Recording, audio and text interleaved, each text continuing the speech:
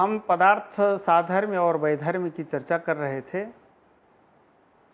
जिसमें कुछ गुणों के क्या साधर्म्य हैं और क्या वैधर्म्य हैं, इस पर चर्चा हो रही है। इसमें द्विंद्रिय ग्राह्य कौन कौन गुण हैं, यहाँ तक हम चर्चा किए थे। अब एकेंद्रिय ग्राह्य गुणत्व किनका साधर्म्य है? वो है रूप, रस, गंध, स्पर्श और शब्द।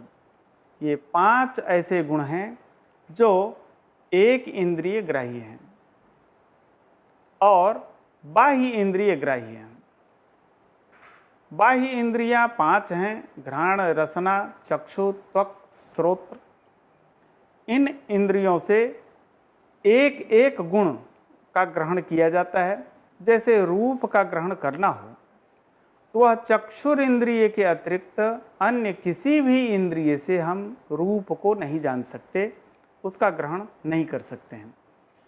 तो चक्षु बहिर्इंद्रिय है और केवल चक्षु से ही गृहीत होने के कारण रूप को हम बाह्य एकेंद्रिय ग्राह्य गुणत्व साधर्म्य कह सकते हैं। इसी तरह रस को हम रसना इंद्रिय से ग्रहण करते हैं और रसनेन्द्रिय के अतिरिक्त और किसी भी इंद्रिय से उसका ग्रहण संभव नहीं है। इसी तरह गंध को घ्राणेन्द्रिय से ग्रहण करते हैं, स्पर्श को त्वगिंद्रिय से और शब्द को श्रोत्र इंद्रिय के द्वारा हम ग्रहण करते हैं।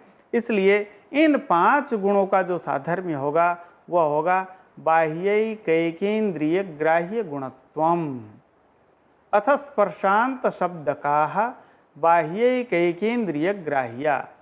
स्पर्शांत शब्द का, स्पर्शांत का मतलब होता है रूप, रस, गंध और स्पर्श पर्यंत। 5वां जो गुण है वह है शब्द।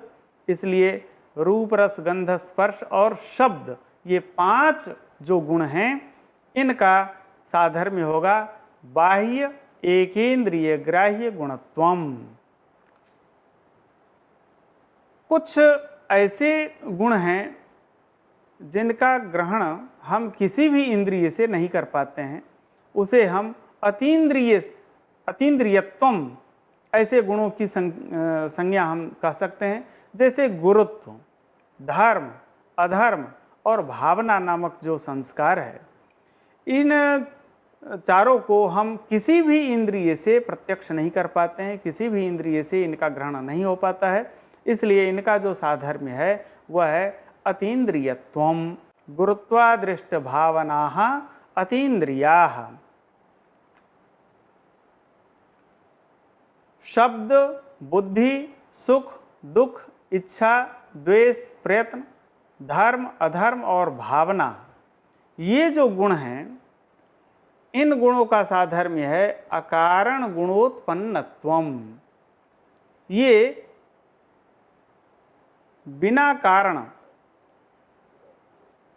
विभूनां तु ये स्युः वैशेषिका गुणाः अकारण गुणोत्पन्ना एते तु परिकीर्तिता। ये बिना कारण के उत्पन्न होने वाले गुण हैं, इसलिए इनका जो साधर्म्य है वह है अकारण गुणोत्पन्नत्वम।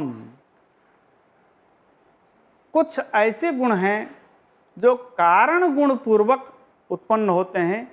इन गुणों का कोई कारण गुण अवश्य होता है, वो होता है रूप, रस, गंध, स्पर्श, सांसिधिक द्रवत्व, स्नेह, वेग, गुरुत्व, एक पृथक्त्व, परिमाण और स्थितिस्थापक संस्कार।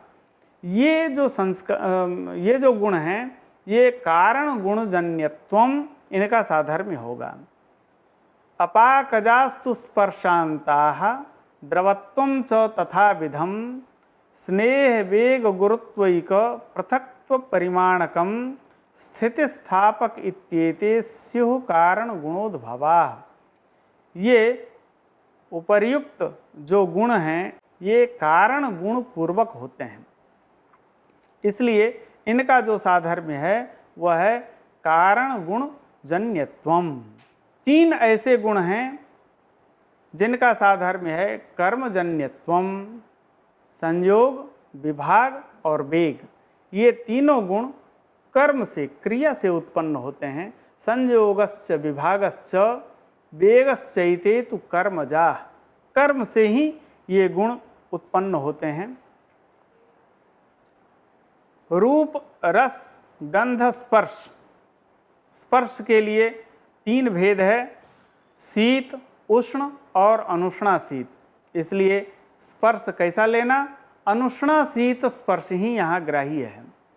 परिमाण, एक पृथक्त्व, स्नेह और शब्द, इनका जो साधर्म्य है वह है असमवायी कारणत्वम। कारिकावली में विश्वनाथ जी लिखते हैं, स्पर्शांत परिमाणिक पृथक्त्व स्नेह शब्द के भवेद असमवायित्वम। ये असमवायी कारणत्व इन गुणों का साधर्म्य है। कुछ ऐसे गुण हैं जिनका साधर्म्य है निमित्त कारणत्वम। आत्मनः विशेष गुणानां बुद्धि सुख दुखेच्छा द्वेष प्रयत्न धर्माधर्म भावनानां निमित्त कारणत्वम। आत्मा के जो विशेष गुण हैं, बुद्धि सुख दुख इच्छा द्वेष प्रयत्न धर्म अधर्म और भावना नामक जो संस्कार है, इन गुणों का निमित्त कारणत्व साधर्म्य है। अथ वैशेषिके गुणे आत्मनः स्यान् निमित्तत्वम। ये निमित्त कारणत्व इनका साधर्म्य है। और उष्ण स्पर्श, गुरुत्व, वेग, द्रवत्व, संयोग, विभागानाम असमवायी कारणत्वम साधर्म्यम निमित्त कारणत्वं च साधर्म्यम। इन गुणों के 2 साधर्म्य हैं, एक तो असमवायी कारणत्व और निमित्त कारणत्व, जिसमें उष्ण स्पर्श, गुरुत्व, वेग, द्रवत्व, स्नेह और विभाग, इन गुणों के उभय विध साधर्म्य है। असमवायी कारणत्व भी साधर्म्य है और निमित्त कारणत्व भी साधर्म्य है। उष्ण स्पर्श गुरुत्वयोः वेगेऽपि च द्रवत्वे च संयोगादि द्वये तथा द्विधैव कारणत्वम। द्विधैव अर्थात असमवायी कारणत्वम निमित्त कारणत्वं च, दोनों तरह से इनके साधर्म्य बनते हैं। शब्द, बुद्धि, सुख दुख इच्छा द्वेष भावना धर्म अधर्म संयोग और विभाग, इनका दैशिक अव्याप्य वृत्ति गुणत्वम साधर्म्यम। दैशिक और अव्याप्य वृत्ति, ये व्याप्य वृत्ति नहीं होते हैं, सर्वत्र नहीं होते हैं, एक देश में रहने वाले होते हैं, इसलिए इनको हम अव्याप्य वृत्ति गुणत्व शब्द से जानते हैं। जिस देश में शब्द उत्पन्न होता है दूसरे देश में उसको हम नहीं सुन पाते हैं, इसलिए यह अव्याप्य वृत्ति गुणत्व इनका साधर्म्य होता है। कर्म जो शेष पदार्थ है, द्रव्य और गुण का साधर्म्य अभी हम लोग जाने हैं। तीसरा पदार्थ है कर्म। ये कर्म 5 प्रकार का है, उत्क्षेपण, अपक्षेपण, आकुंचन, प्रसारण और गमन, इनका कर्मत्व साधर्म्य है। सामान्य त्रिषु समवाय संबंधेन तिष्ठति। सामान्य का जो है द्रव्य गुण और कर्म, इन तीनों में समवाय संबंध से यह सामान्य रहता है, इसलिए सामान्यत्वम। और सामान्य जो है वह पर सामान्य और अपर सामान्य 2 प्रकार का विशेष रूप से। तीसरा है परापर सामान्य। पर सामान्य सत्ता को कहते हैं, अपर सामान्य घटत्व और परापर सामान्य द्रव्यत्वादिक लिए जा सकते हैं। विशेष नित्य द्रव्य वृत्तयो व्यावर्तकाः विशेषाः अनंताः।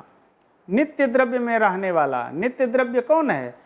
पृथ्वी आदि चतुष्टय, पृथ्वी जल तेज वायु का जो परमाणु है, इनमें रहने वाला, और आकाश आदि 5, आकाश काल दिशा आत्मा और मन, इनमें रहने वाला एक पदार्थ होता है जिसका नाम है विशेष। यह विशेष व्यावर्तक होता है, एक दूसरे पदार्थ से दूसरे को अलग करने का जो कार्य है, यह कार्य विशेष का है, और यह विशेष अनंत होता है। समवाय एकः नित्य संबंधः, इसको हम नित्य संबंध कहते हैं और यह एक ही होता है। प्रकारांतर से अन्य नैयायिक लोग इसे अनेक भी मानते हैं, परंतु वस्तु स्थिति रूप में सिद्धांततः समवाय को एक ही माना गया है। अभाव को दो प्रकार से माना गया है, संसर्गाभाव और अन्योन्याभाव। संसर्गाभाव के तीन भेद हैं, प्रागभाव, प्रध्वंसाभाव और अत्यंताभाव। अन्योन्याभाव नित्य है। संसर्गाभाव में प्रागभाव, प्रध्वंसाभाव ये दोनों ही अनित्य हैं और अत्यंताभाव नित्य माना गया है। इस तरह से हम पदार्थ साधर्म्य और वैधर्म्य की चर्चा में इतना प्रस्तुत कर रहे हैं। वैधर्म्य किसे कहते हैं, यह मुक्तावली में एक पंक्ति में बतला दिया गया है। यदुक्तम यस्य साधर्म्यम वैधर्म्यम इतरस्य तत्, जिसका जो साधर्म्य बतलाया गया है अन्य के लिए वही वैधर्म्य हो गया। जैसे सत्ता, द्रव्य, गुण, कर्म इन तीन के लिए साधर्म्य है, लेकिन द्रव्य, गुण, कर्म सामान्य के लिए यही सत्ता वैधर्म्य है। तो इस प्रकरण में हम आपके समक्ष साधर्म्य और वैधर्म्य जो कि पदार्थ को लेकर के चर्चा कर रहे थे। इस चर्चा में शामिल होने के लिए धन्यवाद।